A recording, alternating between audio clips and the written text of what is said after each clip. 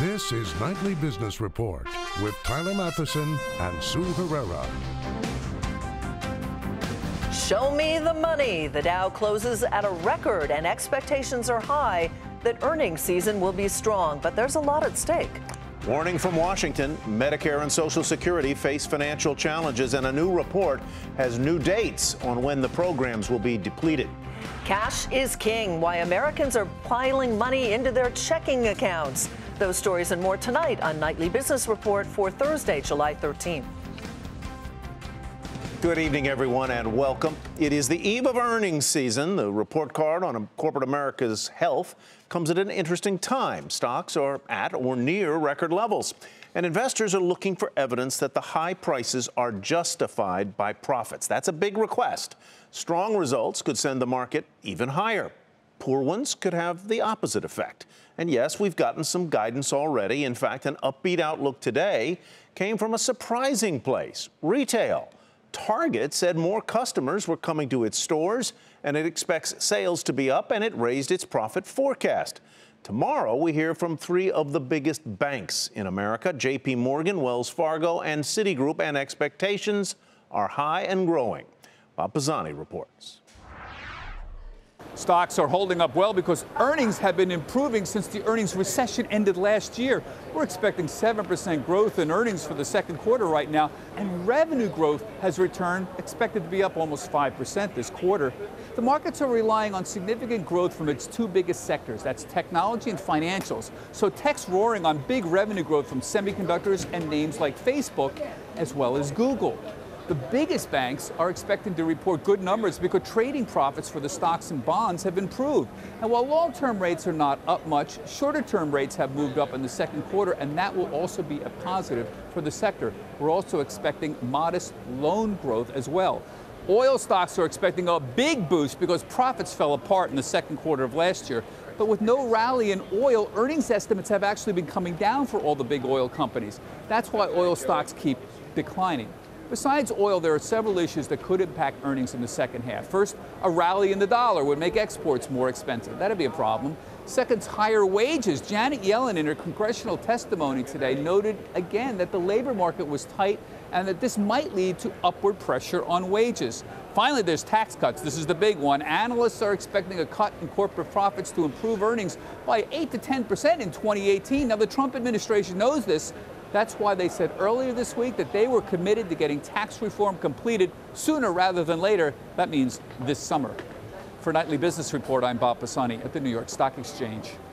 So joining us now with his predictions for second quarter earnings is Mike Thompson. He's Managing Director at S&P Global Market Intelligence. Mike, welcome. Nice to have you here. Good to see you, Susie. Let's start, first of all, with the key sectors that you're going to be following. We have some of the big banks tomorrow. How important are financials? They're very important. Second strongest growth of all the sectors, expecting about 7%. But more importantly, Sue, right, the financials offer leadership in terms of earnings growth, and they're a harbinger of good things to come. Typically, when we see strong earnings, you see it consistent with strong earnings from this particular sector.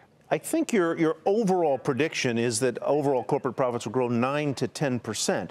But a lot of that, is it not true, Mike, comes from energy, where the comparisons are so easy. You've got energy going up 364%. If I strip out energy, are profits as healthy as 9 to 10%?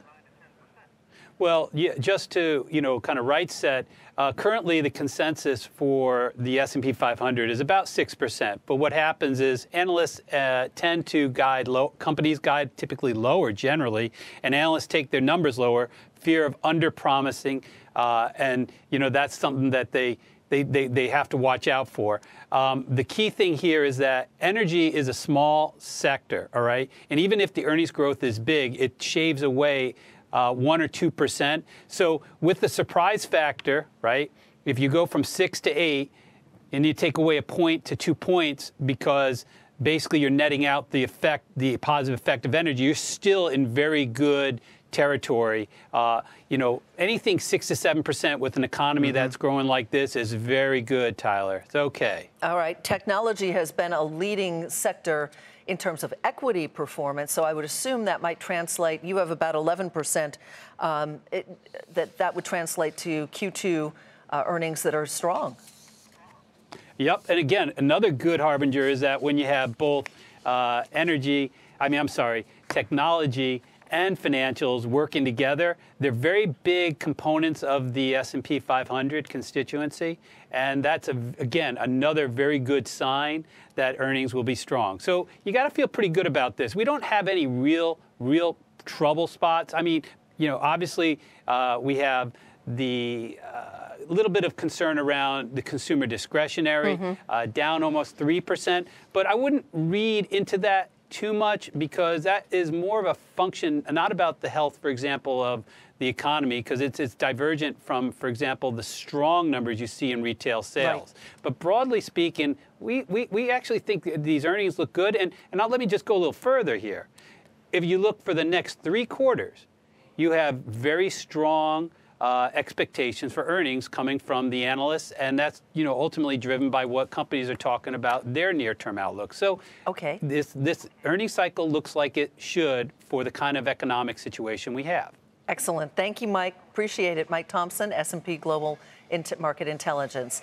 And we're going to have him back at the end of earnings season to see how things fared. And maybe in anticipation of some of those earnings, Wall Street today, stocks ground higher ahead of those bank earnings. Shares of financials were up, helping push the blue chip Dow index to a record.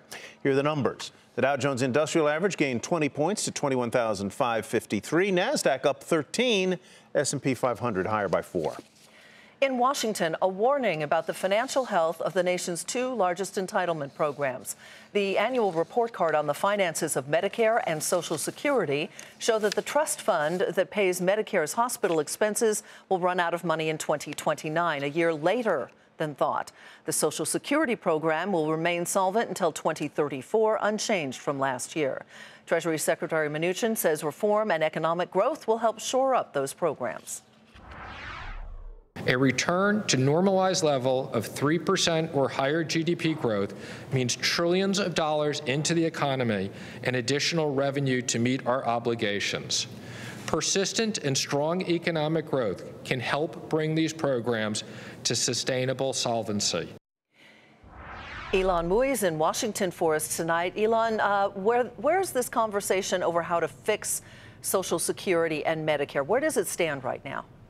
Well, the administration is really in a tough place right now. On the campaign trail, President Trump had promised that he would not touch those 2 very popular entitlement programs. However, what you're hearing from conservative Republicans in Congress is that the budget that they're expected to introduce next week will likely include some changes to both Social Security and Medicare. They say that's needed in order to keep them solvent in the long run, to keep them secure in the long run. So there is an interesting dynamic there and an interesting conflict setting up between what the administration wants to do and what the lawmakers on Capitol Hill want to do.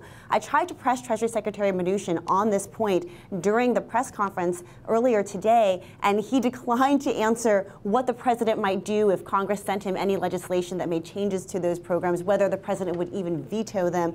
But certainly it will be interesting to see how that dynamic plays out. When we talk, Ilan, about those dates, 2029 for the depletion of Medicare, 2034, I believe it was, for Social Security, does that mean that the programs literally run out of money, or do they begin spending more than they're taking in that year? In other words, they begin working off, gnawing down at whatever trust fund there is.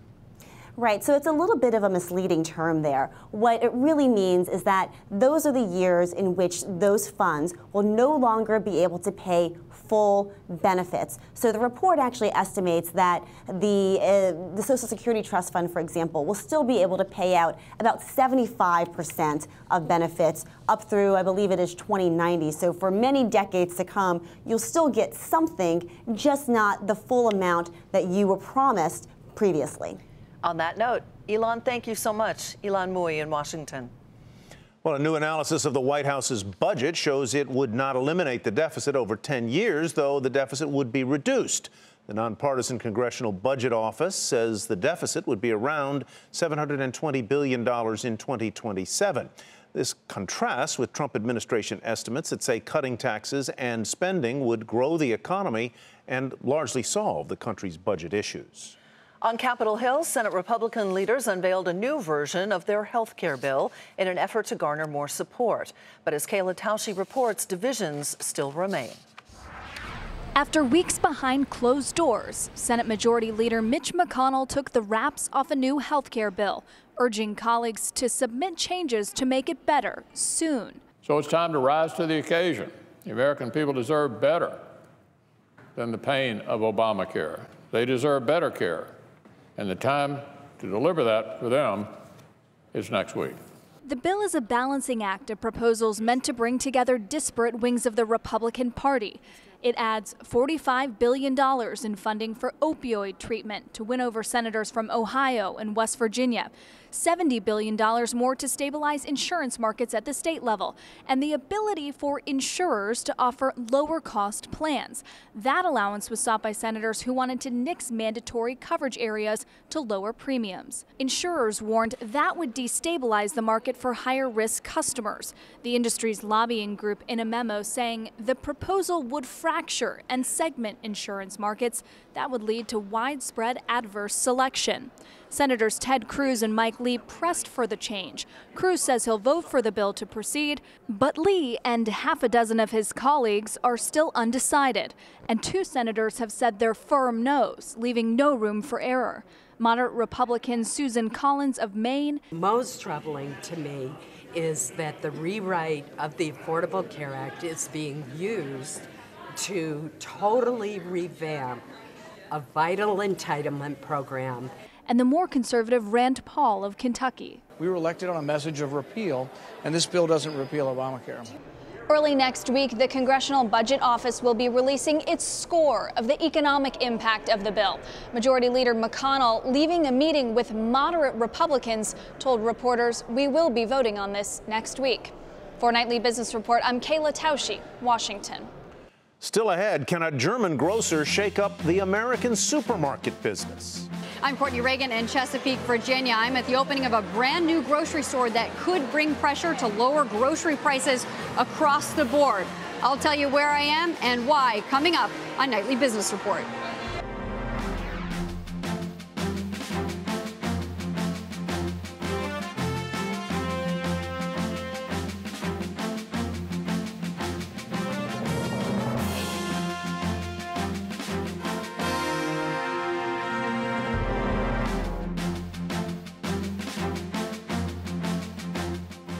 President Trump said he's considering quotas and tariffs to deal with the problem of steel dumping by China. He made the comments while on Air Force One today. He said there were 2 ways to stop what he describes as dumping: quotas and tariffs, and added that maybe he'll do both. That sent shares of U.S. steel companies higher today. The Federal Reserve Chair was back on Capitol Hill, this time in front of a Senate committee testifying on the economy. Today, Janet Yellen was pressed on how to increase economic growth. Now, recall that 3% growth target set by the current administration? Well, she told lawmakers that it would be a challenge to reach. We have an economy that is grown over the last number of years by about 2% per year. And 2% has been sufficient to create a very large number of jobs and a tighter labor market. Of course, it's good to have more jobs and a tighter labor market, but the fact that that could be accomplished with 2% economic growth points to what is very disappointing, namely the potential of the U.S. economy to grow is very low. And she added that achieving 3% growth would require broad changes, such as tax reform and an improved education system, which would add to labor productivity. The Fed chair also said that it was premature to conclude that inflation would continue to fall below the Fed's 2% target. Today, we learned that producer prices rose slightly last month. The producer price index for June gained 0.1%. Economists thought it would be flat. Well, the Federal Reserve likes the idea of seeing slightly higher inflation, especially given the slowdown recently in price gains. And food prices have also been falling. You might have noticed that drop at the checkout line at the grocery store. Good news for shoppers, but a thorn in the side of traditional grocers. And now there's a new low-price store that's quickly expanding and could be a new threat to the industry. Courtney Reagan reports from Chesapeake, Virginia.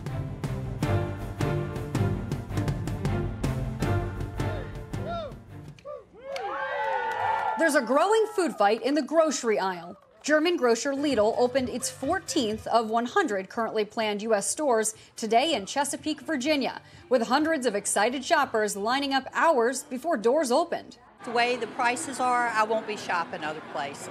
A lot more economical. Lidl's U.S. stores are about the 10th the size of an average U.S. grocery store. There's only 6 aisles. There's a big emphasis on organic produce, meat, fresh bakery, and there's a very impressive wine selection. In fact, Lidl has its own master sommelier who handpicks about 120 different wines. The no-frills store still has a premium feel. Lidl says it intends to be half the price of competitors, though it seems to vary by product, store location, and special sales. Still, 89 cents for Dole pineapples and $2.89 for Lidl's award-winning private label wine are eye-catching. A quick comparison with a Walmart store less than a mile away shows Lidl wins on eggs, bread, and ties on milk pricing. Lidl also has non-food surprises, replenishing twice a week. The grocer keeps prices low in a variety of ways. 9 out of 10 products are its own private labels, so it has more control over production costs. Lidl has paperless corporate offices, uses more natural light in stores to lower electric bills, and has shoppers weigh their own produce and bring or buy their own bags. Experts expect the competitive pressure to push grocery prices lower across the board. We'll see deflation in grocery, and we'll see some grocers who you happen to like or be in your neighborhood go broke, but whatever you pay for groceries, you'll get a good deal. And so the consumer's going to like it, and the people who compete with these guys are going to hate it. Competitors are already on edge. Walmart says it's, quote, very mindful of Lidl. It competes with it already in Europe. Kroger has filed a lawsuit alleging Lidl's private label preferred selection is too close to Kroger's 20-year-old private selection, and says the German grocer is purposefully confusing shoppers in order to take advantage of Kroger's brand history. While Lidl's 100 planned stores are just a fraction of the number Kroger, Walmart, and fellow German grocer Aldi have in the U.S., the competitive heat in the kitchen is turned up.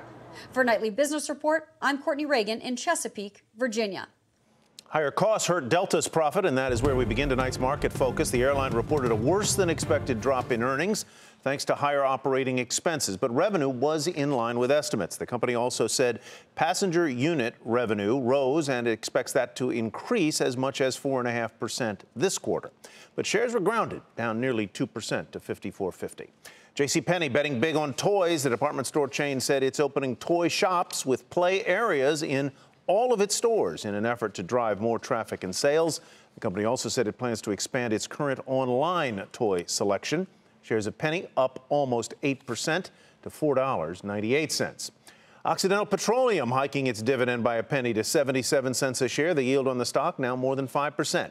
Shares were higher by a fraction, ending the day at $59.50. In a bid to reinvigorate sales, luxury jeweler Tiffany has named a new CEO who has roots in the jewelry industry. Former Bulgari executive Alessandro Bogiglio will take over the top position at Tiffany in early October.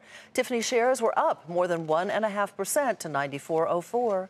And after the Bell security software company CyberArk cut its revenue and its profit guidance for the current quarter, CyberArk said sales will come in lower than previously expected due to the company's performance in Africa and also the Middle East. Shares initially fell 20% after hours, but ended the regular session up 1% to $51 even.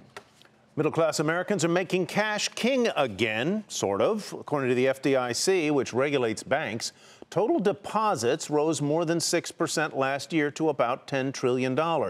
So why are Americans hoarding cash right now? Brian Levitt is senior investment strategist at Oppenheimer Funds, joins us now to discuss. Brian, welcome. Good to have you with us. Thank you. So why are Americans putting money in checking and other cash accounts that pay so little? Well, there's an irony in all of this. 8 years ago, we were worried about the amount of debt that households had built up, and now we're having a conversation about the level of cash that they've built up. So this is a better place to be. Remember, we've had an economic environment where the economy's grown about 2% per year. That's been very good for corporate profitability and good for the market, not fantastic for wages, and I think investors are being cautious as a result. We're looking at some of the notes that you gave us, and one of the things that you say is they're fearful for their employment, that it may be tenuous, yet we have a pretty tight labor market. We do have a pretty tight labor market. My comments around that is not that the U.S. economy is about to roll over and the unemployment rate's about to go up substantially. Remember, though, we tend as human beings to have a recency bias, and a lot of us remember a recession in 2001 and a financial crisis in 2008 and 2009, and that does lead to us to change our behavior as a result of it. So it's not that people necessarily believe that the unemployment rate's going to skyrocket or the economy's going to roll over.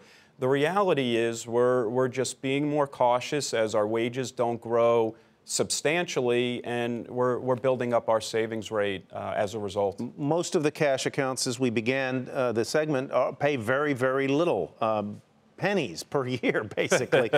Do you see that changing anytime soon? I mean, the CD rates or savings rates? Well, the Federal Reserve would like to raise interest rates. They've begun to normalize rates from 0 to 125. An expectation is, as the economy continues to modestly grow, they may raise rates a little bit from here. But given that the 10-year rate is at 230 or 240, it's tough for the Federal Reserve to be significantly tighter. So short-term rates are unlikely to go up substantially. Now, the good news is, even as we talk about investor caution and what's going on in checking accounts, we are seeing money come back into the equity markets, some $300 billion in positive flows this year. So investors are taking on more risk. In this type of an environment, you know, what are the alternatives? As you say, pennies on cash or growth in equities. All right. Brian, thanks very much. We appreciate your insight tonight. Brian Levitt with Oppenheimer Funds. Thank you. Coming up, bots mean business, and they're becoming more and more human-like.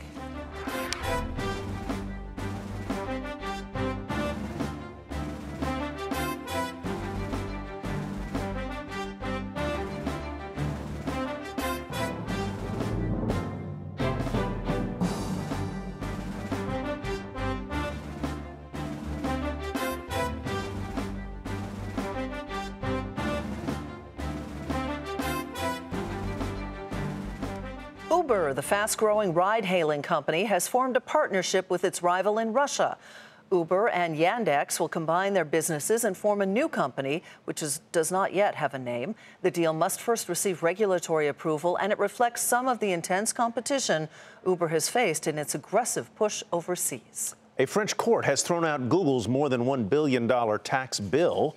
French tax authorities unsuccessfully argued that Google should pay taxes on advertising, which was displayed in France but booked through its offices in Ireland, which has a low corporate tax rate. The court ruled that Google's operations in France are set up in such a way that allows it to be exempt from those taxes. There is a revolution underway in artificial intelligence. Think driverless cars and increased factory automation. But one thing critics have long argued is that robots lack that human touch. Well, a San Francisco startup has created bots to work in sales departments, and the messages the bots send seem so real that people think they're human. Eric Chemi has our story. You sound cute. Got a picture? Nicole, you're beautiful. Are you single? I love you, Jen. These may sound like messages on a dating app, but they're actually real emails people have sent to sales reps at places like car dealerships, insurance companies, and education firms. The problem? The sales rep is not human. They're actually artificial intelligence bots offered by AI company Conversica. She has a name, she has a title, an email address, a phone number, and she reads and writes emails. Alex Terry is the CEO of Conversica. We have over 1,000 companies that use Conversica. They get to choose the name. But it sounds like some names are better than others. What we tend to find is female names outperform male names in general, not always, but in general. And most commonly, names that were popular 24, 25 years ago tend to do pretty well. The most popular names for the bots are Jenny, Ashley, and Jessica. Jeff Dietrich heads business development at Curry Toyota in Watertown, Connecticut, where they use Conversica's technology for a bot named Holly. She will respond right after an opportunity comes in, within 4 minutes. No vacations, no days off, she's going. So she's probably your hardest worker, right? That may cause an argument if I answer that loud enough, but she works pretty hard. Dietrich says all that work costs much less than a full-time employee. Getting your own bot starts at just $3,000 per month and usually brings in a double-digit return on investment.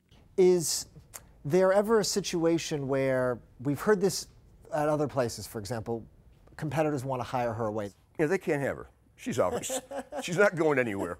Making the bot seem that lifelike is what Conversica strives for. The personality of the assistant is very friendly, very conversational. We even make grammar mistakes on purpose. That helpfulness means customers sometimes want to meet Holly. Every once in a while, you'll have someone come in and say, I just spoke with her, and you can't tell me she's not here. I just got off the phone with her. 9 times out of 10, though, this is Jeff.